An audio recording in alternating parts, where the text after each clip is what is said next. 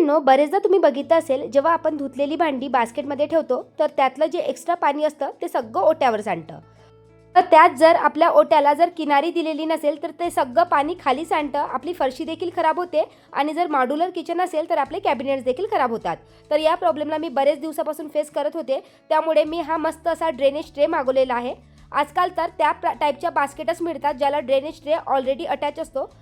पण माझ्याकडे ऑलरेडी ही स्टीलची बास्केट होती, त्यामुळे मी हा ड्रेनेज ट्रे मागवलेला आहे आणि बरेच वर्षापासून यूज करते आहे. मला हे खूप युजफुल वाटलं, म्हणून विचार केला की तुमच्यासोबत देखील शेअर करावं.